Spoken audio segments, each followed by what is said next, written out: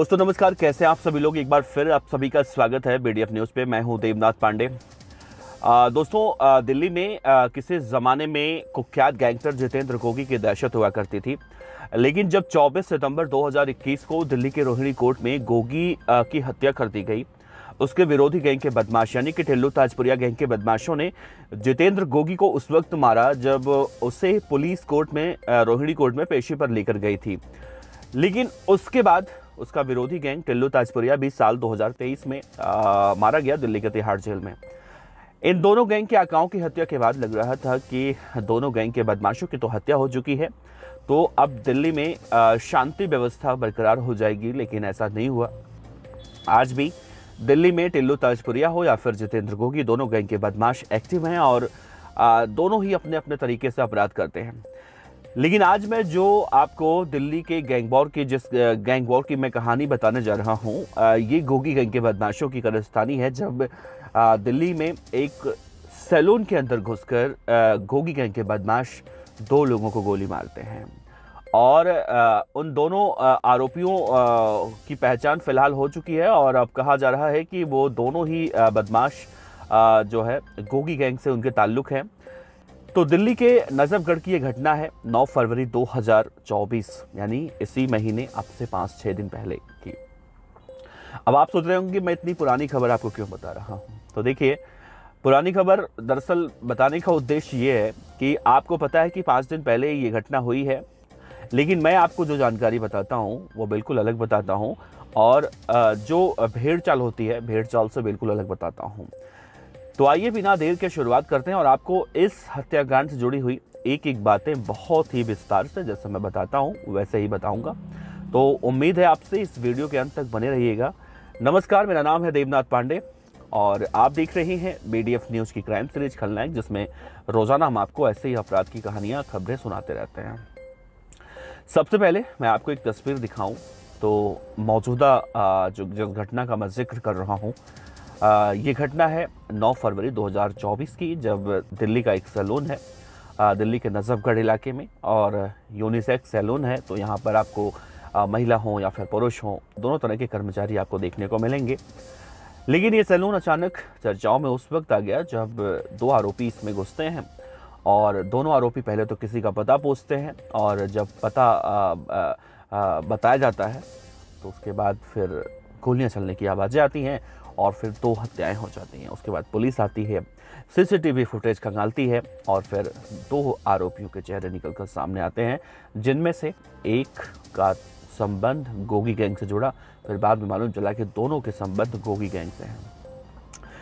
तो इस घटना का जो लेखा जोखा है, इस घटना की पूरी वृत्तांत जो है वो मैं बताऊंगा आपको, लेकिन उससे पहले मैं थोड़ा सा ब्रीफ कर दूं गोगी गैंग के बारे में।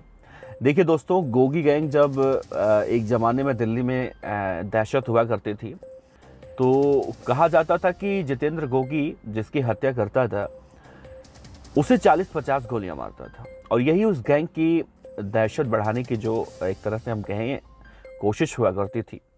तो ये उस गैंग की खासियत थी कि वो किसी को भी मारता था तो 40 गोलियां मारता था और इससे जब बाद में खोखे गिने जाते थे, जो कारतूस होते हैं, गोलियों के खोल जो होते हैं जिसे हम कहते हैं, तो वो भारी संख्या में मिलते थे और इसी बात से ये तय होता था कि गोगी गैंग के बदमाशों ने 40 गोलियां मारी, 50 गोलियां मारी, मतलब उसी के आधार पर होता था।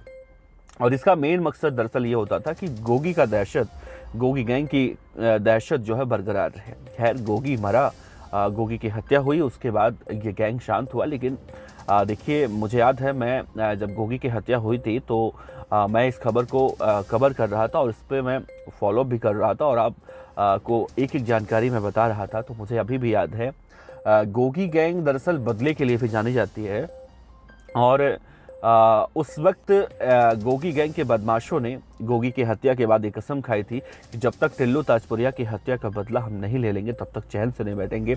और इसके बाद हमने देखा दिल्ली पुलिस की स्पेशल सेल हो, क्राइम ब्रांच हो, सभी जो है यूनिट गोगी गैंग के बदमाशों को पकड़ने में लग गई थी।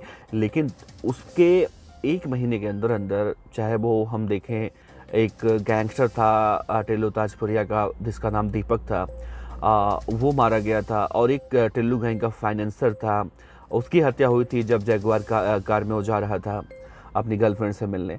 मतलब बदले का सिलसिला उसने तभी शुरू कर दिया था और बदला भी पूरा हुआ जब 2023 का मई या जून का महीना था, मई का महीना था और टिल्लू ताजपुरिया की हत्या कर दी गई दिल्ली के तिहाड़ जेल में गोगी गैंग के बदमाशों के द्वारा, जिसमें राजेश पवाना था और 3 और बदमाश थे जिनके मैं नाम अभी भूल रहा हूँ, लेकिन उसमें से 4 बदमाश चिन्हित किए गए थे।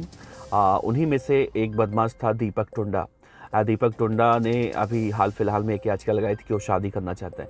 लेकिन देखिए बात ये नहीं है, बात दरअसल मैं ये बताना चाह रहा हूँ आपको कि गोगी गैंग के बदमाश बदले के लिए जाने जाते हैं और वो बदला अपना लेते हैं, चाहे वो जेल के अंदर लें बाहर लें। तो इस कहानी में बताने का तात्पर्य ये है बदले की बात, इस कहानी में भी बदले का ही खेल हुआ। दरअसल जो दोनों लोग उस सैलून में गए थे बाल कटवाने, हजामत बनवाने गए थे, उनमें से एक का नाम था सोनू और दूसरे का नाम था आशीष, जिसमें से सोनू और आशीष दोनों को बहुत बुरी तरह से मारा गया गोगी गैंग के बदमाशों के द्वारा।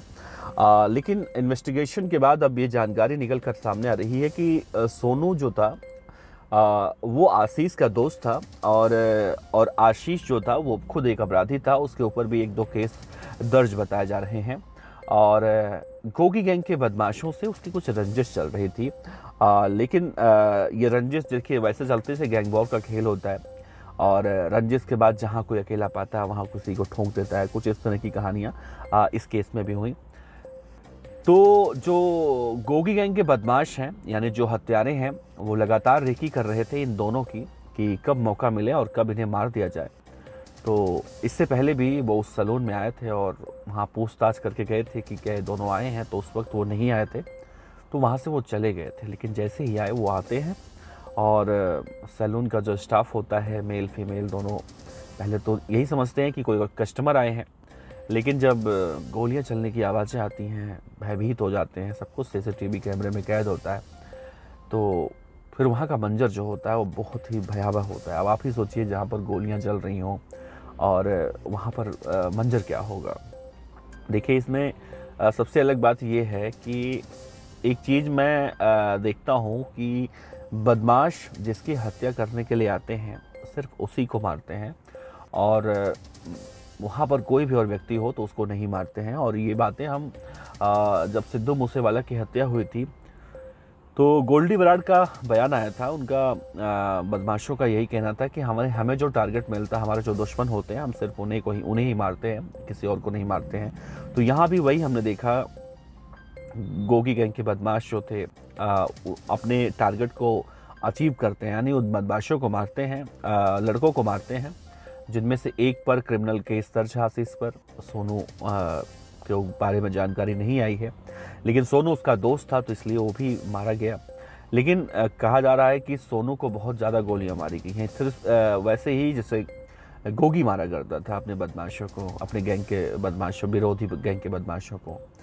तो इस बात से फिर जब इन्वेस्टिगेशन की गई इस बात पर तो मालूम चला कि गोगी गैंग का इसमें जुड़ाव है। और दिल्ली का जो नजफगढ़ का इलाका है दिल्ली देहात में आता है और वहाँ पर इस तरह की खबरें कोई पहली बार नहीं आई हैं, इससे पहले भी कई बार आई हैं वहाँ की खबरें इस तरह से। तो मिला जुला कर अगर हम देखें तो सिर्फ यही कह सकते हैं कि दिल्ली पुलिस कितनी भी कोशिशें करती है, बदमाशों को पकड़ती है, जेल में डालती है, लेकिन इन सब के बाद भी हमें वही देखने को मिलता है दिल्ली के अंदर हर हफ्ते में इस तरह की खबरें निकल कर सामने आ जाती हैं, जो कहीं ना कहीं देखा जाए तो कानून व्यवस्था पर भी सवाल उठाती हुई दिखाई देती हैं। लेकिन पुलिस भी कितनी भी कोशिशें कर ले इन बदमाशों की कमर तोड़ने के लिए, लेकिन पुलिस अपने उस मंसूबे में, उस इरादे में कामयाबी नहीं हो पाती है। क्योंकि आज एक बदमाश को पुलिस पकड़ती है, फिर अगली गली में दूसरा बदमाश तैयार हो जाता है। अब पुलिस भी हर किसी को ऐसे उठाकर तो पकड़ नहीं सकती है। लेकिन हमने इस घटना को देखा जब आशीष के बारे में हमें जानकारी मिली कि उसके ऊपर भी मामले दर्ज थे और इन दोनों के बीच में रंजिश थी। तो आप खुद सोचिए, जब बदमाश किसी भी से किसी की दुश्मनी होती है, अब आप अच्छे इंसान से दुश्मनी करोगे तो वो भी आपसे बदले की इच्छा रखेगा, लेकिन अलग बात है बदला आपसे नहीं लेगा वो। लेकिन किसी बदमाश, किसी गुंडे, किसी क्रिमिनल से आप इस तरह की दुश्मनी रखेंगे तो उसे जहां मौका मिलेगा वो आपसे बदला लेगा। आशीष कुछ समय पहले जेल से छूटकर बाहर आया था और तभी से गोगी गैंग के बदमाशों के रडार पर था, और जब मौका मिला तब उसने इस घटना को अंजाम दिया। फिलहाल इस पूरे मामले में अभी कहा जा रहा है कि जो है पुलिस इन्वेस्टिगेशन और कर रही है और हत्या की जो असल वजह है उसका खुलासा बहुत जल्दी करेगी। तो ये कहानी थी, और 9 फरवरी की घटना में एक बार फिर से कह रहा हूँ, क्योंकि आप लोग कहेंगे कि मैं पुरानी खबरें बताता हूँ, तो इसीलिए मैं आपसे बता रहा था, क्योंकि कई बार संशय होता है कि भाई ये गोगी गैंग के बदमाश थे, बवाना गैंग के बदमाश थे, या फिर कहाँ के ये बदमाश थे। तो ये सारी गतिविधियाँ जो है मैं देख रहा था और ऑब्जर्व कर रहा था, तो मैंने सोचा आपसे साझा किया जाए, आपसे बताया जाए, क्योंकि आप में से बहुत सारे हमारे भाई ऐसे हैं जो हमें लगातार मैसेज करते हैं इंस्टाग्राम पर, फेसबुक पर और कमेंट सेक्शन में भी कि भाई आप बताओ। बहुत सारे ऐसे लोग भी हैं जो हमें, उनके पास गालियाँ होती है मेरे लिए, तो उनका भी हम सम्मान करते हैं, कम से कम वो अपनी प्रतिक्रिया तो रखते हैं, और बाकी उनकी सोच है ऐसी तो अपनी सोच को प्रदर्शित भी करते हैं। लेकिन आप जैसे भाई लोगों का प्यार भी मिलता है तो बड़ा हौसला मिलता है, और ऐसे ही हौसला देते रहिए, क्योंकि आसान काम नहीं है जैसा हम लोग आपको खबरें बताते हैं ऐसे बताना। तो उम्मीद करते हैं आपको ये खबर, जानकारी अच्छी लगी होगी, और अच्छी लगी होगी तो चैनल को सब्सक्राइब कर सकते हैं, वैसे तो आपने कर रखा है। आपका बहुत बहुत शुक्रिया। नमस्कार, जय हिंद।